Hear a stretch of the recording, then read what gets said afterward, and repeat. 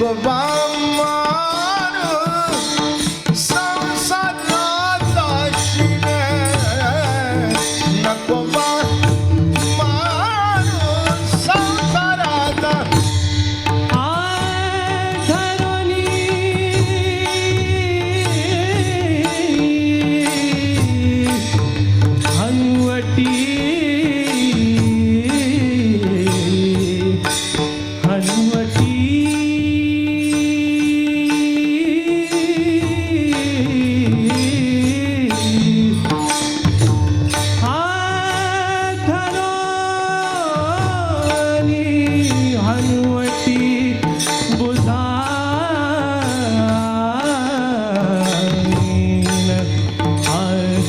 नको बामारू संसाराचा शिण नको बामारू संसाराचा शिण एकांती पैसोनी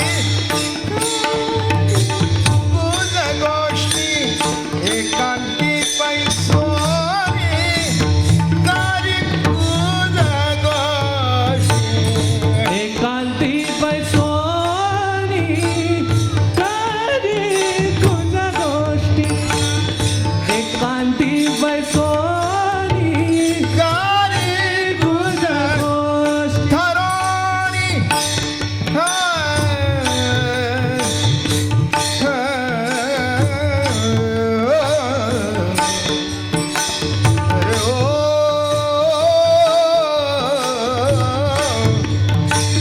ठरोणी हनुवटी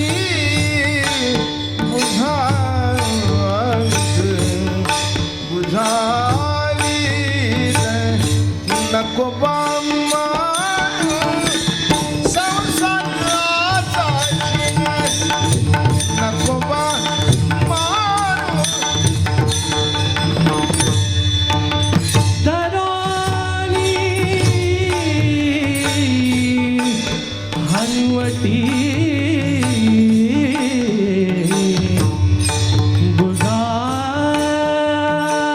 बुझावी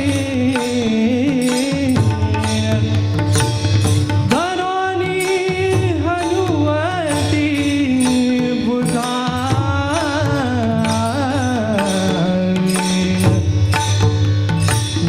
नको बामारू संसाराचा शिण नको बामारू संसाराचा शिण तुझा एक खूण सांगतो मी तुझं एक खूण सांगतो मी हा तुझा एक खूण सांगतो नको बामारू नको बामारू संसाराचा तुझे एक खूण सांगतो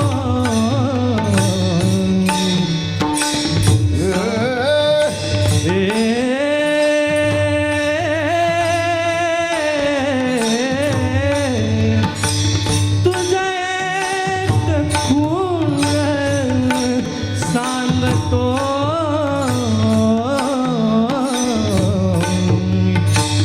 नको बामा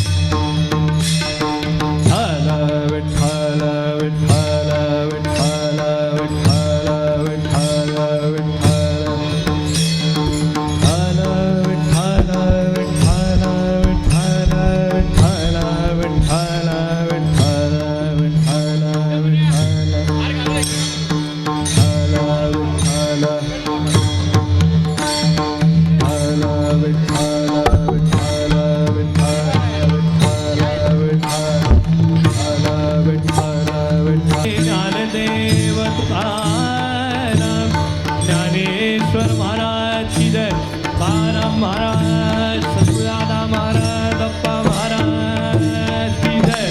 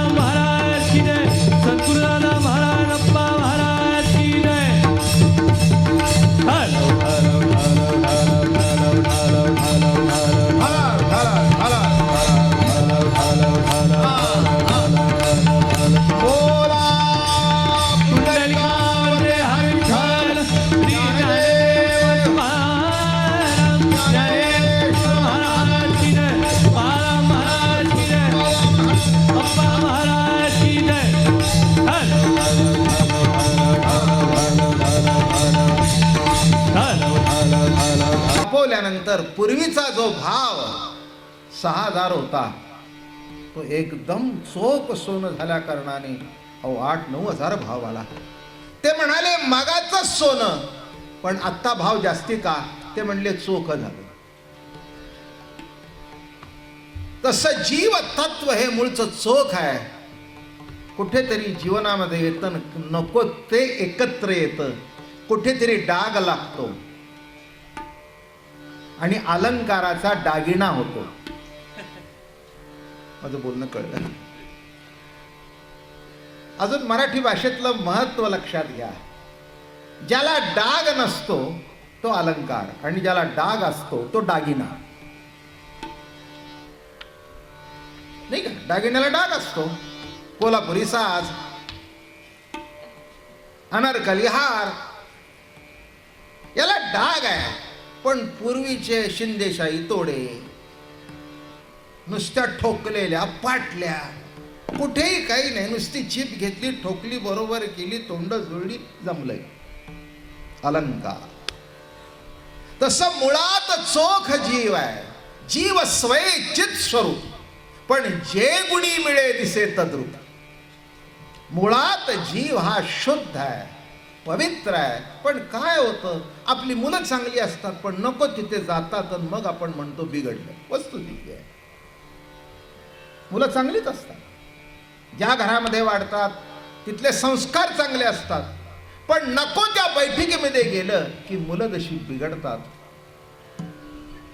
अगदी चांगलं तोंड आहे, पण नको ते तोंडात गेलं तर तोंड सुद्धा कडू होतं. तसं जीवन चोख आहे, जीवन पवित्र आहे, पण नको ते प्रतितीत जातं, नको ते विचारात शिरतं, नको ते मनामध्ये येतं आणि मन चंचल होतं.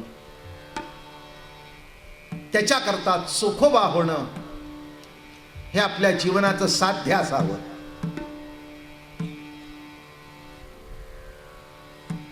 जात बघू नका, जन्माला कोण कुठे आला हे महत्वाचं नाही, अंतःकरणातली प्रेम प्रतिती काय प्रगट झाली हे महत्वाचं आहे. बरं का? मला अभंग वाचताना असं आठवलं, एकांती बैसोनी करी गुज गोष्टी. कृष्ण अवतारामध्ये अर्जुनाला गुज सांगितलं होतं आणि पांडुरंगाच्या अवतारामध्ये चोखोबारायाला गुज सांगितलं. आहे की नाही वैशिष्ट्य या अभंगाचं? कृष्ण अवतारामध्ये गीता सांगितली, सगळे होते आजूबाजूला, कोण नव्हतं, तरी अवधान पगळ करोनी अनेक एक वेळ, हे वाक्य माझे निर्मळ ऐक का, हे वाच्य म्हणून बोलिजे का, श्राव्य मग ऐकिजे, तैसे नवे परी तुझे भाग्य बरवे. अर्जुना ऐक, अवधान पगळ करून ऐक. कारण का, जिव्हारीचे गुज जीवासी सांगतसे तुझ, हे अनन्य गतीचे मदाती व्यसन. माझ्या जीवातलं जे गुज आहे ते अर्जुना मी तुला सांगतो.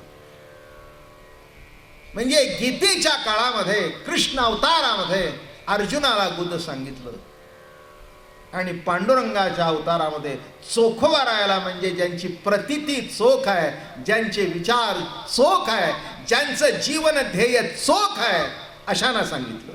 तरी जयाचे चोखट मानसी मी होण्यासे क्षेत्र संन्यासी, आणि जया निजलिया ती उपासी वैराग्येसी. चोख बघा, अहो 5 पांडव, अर्जुनालाच का सांगितलं? अस्थेज्या सद्भावा आतू धर्म करी राणीवा. आस्था, आपुलकी. बरं का, घरामध्ये 4 मुलं जरी असली, 2-4 जरी असली, तरी एकालाच गुज म्हातारा सांगतो, सगळ्याला सांगत नाही. ज्यांची वृत्ती चंचल असते ना त्याला नाही सांगत. काही माणसानं गुज सांगावं तो बाहेर जाऊन सांगतो, माझ्या बाबांनी मला असं सांगितलं. म्हटलं कुणाला सांगू नको, मला वाटतं असं.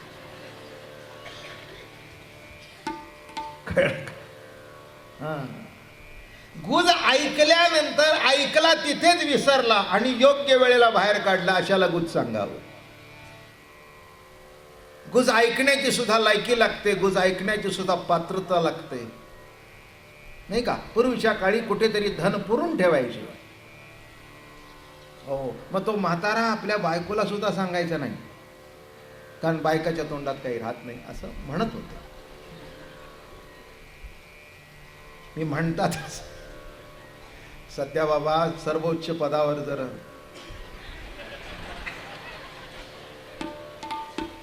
एखादी स्त्री आहे आणि तिने गोपनीयतेची शपथ घेतल्यानंतर मी असं कसं म्हणू, नाही का, कसं म्हणू, म्हणून असं म्हणत होते असं मी स्टेटमेंट केलं. काय किती अवघड आहे. म्हणून तो म्हातारा मरताना आजूबाजूला कोणी नाही असं बघून एखाद्या मुला, हे बघ रामे इकडे, ते अमके तमके आपली चौकट आहे ना दरवाजाची, त्याच्या उजव्या हाताला ते काढायचंच नसतं. अगदी आपल्या घरावर संकट आलं तरच काढायचं, दुसरं कोणाला सांगू नको. तू तुझ्या पोराला, बायकोला सुद्धा नको. असं बोलणं कळलं का? तसं या ठिकाणी अर्जुनाला गुज जसं ज्ञानेश्वरीत सांगितलं, अर्जुनाचं गुज आध्यात्मिक होतं. ते गुज सांगताना पुढच्या श्लोकामध्ये म्हणाले, तरी बाह्य आणि अंतरा आपुलिया सर्व व्यापारा मदव्यात व्यापका ते विरा विषयो करी. बाह्य आणि अंतरामध्ये अंतरच नाही, बाह्य आणि अंतरामध्ये अंतर नाही, हा विचार परिपक्व कर. अर्जुना कळलं का? हा आध्यात्मिक विचार फार मोठा झाला. चोखोबारायला संसारातली तुमच्यासारखी माणसं त्यांच्या करता विचार सांगितला. गीतेमध्ये जे तत्वज्ञान सांगितलं, अध्यात्माची परिसीमा, ते सुद्धा शेवट सांगितलं. पहिल्यांदा गुज सांगितलं नाही बरं का. गुज कळण्याकरता सुद्धा पात्रता लागते. चाव्या घ्यायच्या की नाही, मुलगा म्हणतो बाबा माझ्याकरता चाव्या आहेत ना, तुझ्या करताच आहे पण योग्य वेळी देईन. जेव्हा चावीचं महत्व तुला कळेल तेव्हा देईल. तसं अर्जुनाला 18 अध्याय गीता सांगून शेवटी सांगितलं. शेवटी अर्जुनाला सुद्धा म्हणावं लागलं, आता किती नावा गुज म्हणता कानडे वाटेल तुझं. मग आजपासून म्हणतोय गुज सांगतो गुज सांगतो गुज सांगतो गुज सांगतो, सांगत का नाही? नाही रे म्हणे, तुझी तयारी करतो. तुम्हाला जर कोणी म्हटलं ना चकली देतो म्हटलं तर बरं आणा. मग तुम्हाला जर कोणी सांगितलं ना अहो आत्ताच दिवाळीचा फराळ केला आणि देवाला चकलीचा नैवेद्य दाखवला तुम्हाला देतो, असं होय, जरा देवाचा प्रसाद होय, हात पुसून घेतो. माझं म्हणणं कळलं का? नुसता एक शब्द टाकला की देवाचा प्रसाद म्हटला की जाणीव झाली हे काही नुसती चकली नाही, हा प्रसाद आहे. तसं गुह्य हळूहळू सांगितल्यानंतर जाणीव झाली की हे सामान्य गुज नाही, सामान्य गुज नाही, हे असामान्य गुज आहे. आणि म्हणून ते गुज जसं अर्जुनाला सांगितलं तसं या ठिकाणी, आणि चोख प्रतितीचे आमचे चोखोबाराया. काय असतो तुमच्या आमच्यासारखे साधे जीव, संसारी आसक्त माया मोहेरत आणि आईसे जे पतित तारावया. एक तरी हात वर करून मला सांगेल का की मला संसाराचा त्रास नाही?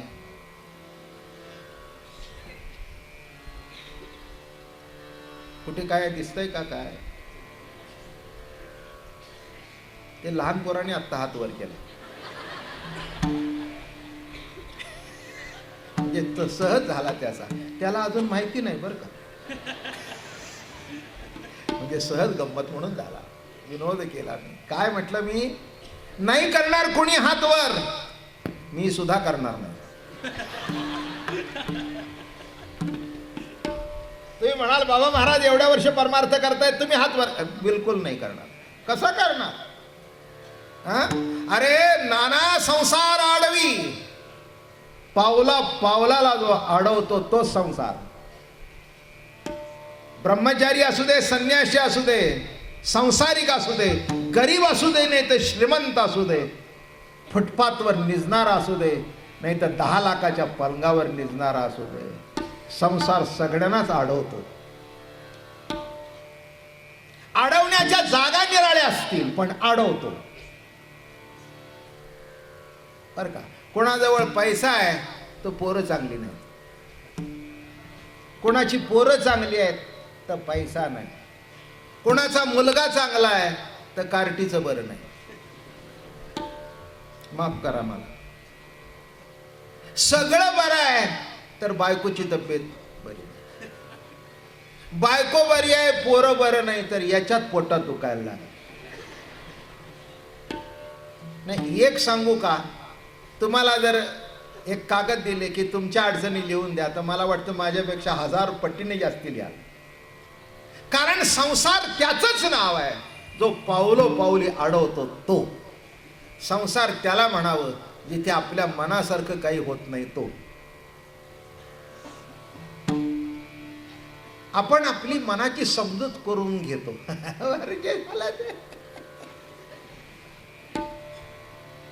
समजूत करून घेणं निराळं.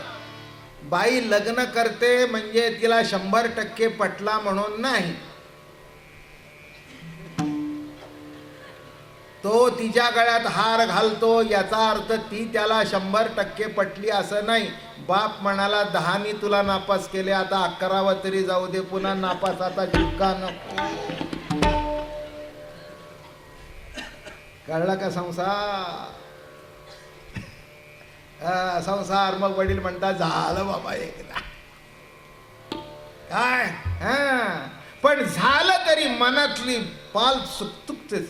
बरोबर काही झालं सांगा मला. इथे एवढा हजारोनी आज अगदी फुल कपॅसिटीने क्राऊड आहे.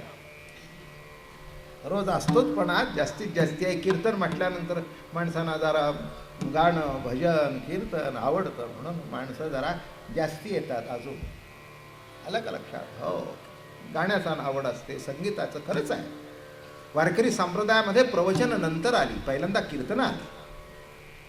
कीर्तनाचं बरं का, कीर्तनाचं महत्त्व आहेच आहे. मी तुम्हाला सांगू का, गीता असं सांगते, असं काही देव म्हणाला नाही की जिथे माझं प्रवचन चालू आहे तिथे मी आहे.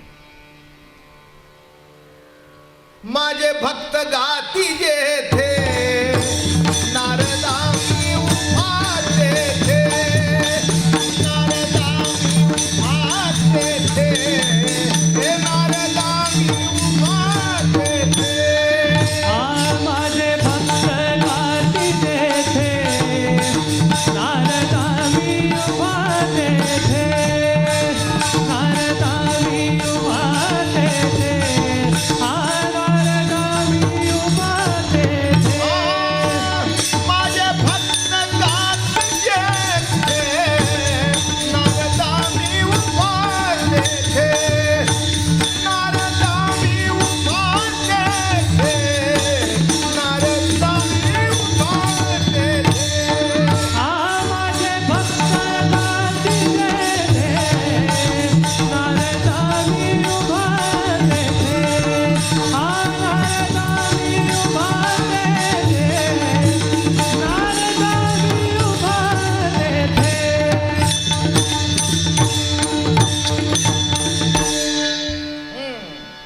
एक लक्षात ठेवा, देव प्रवचनात का नसतो? कारण तो प्रवचन करतो. माझं बोलणं कळलं का? गीतेचं काय झालं? कीर्तन झालं का प्रवचन झालं? आता ज्ञानेश्वर महाराजांनी त्याचं कीर्तन केलं बरं का. धर्म कीर्तन नाव ठेवलं ज्ञानेश्वर महाराजांनी. ज्ञानेश्वर महाराजांनी काय ठेवलं? पण देव प्रवचन करतो आणि ज्या ठिकाणी कीर्तन आहे तिथे प्रत्यक्ष देव असतो. कारण देवाला नाचायला आवडतं, भजन करायला आवडतं. कारण काय आहे, प्रवचनामध्ये उपदेश आहे आणि कीर्तनात त्याचं नाव घेतात.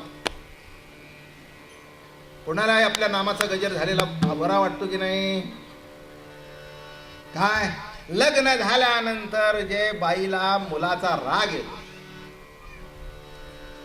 काय कारण असलं बाई? त्याचं एक कारण आहे की तिचं नामस्मरण कमी होतं. आत्ता कळलं होय? कारण तिचं नामस्मरण एकदम निम्म्यावर आलं, 50%. घरात आलं की आई जरा पाणी दे, आई खायला दे, आई माझा बुशर्ट कुठे ठेवला, आई माझा टॉवेल कुठे ठेवला. इथे अगं ऐकलं का?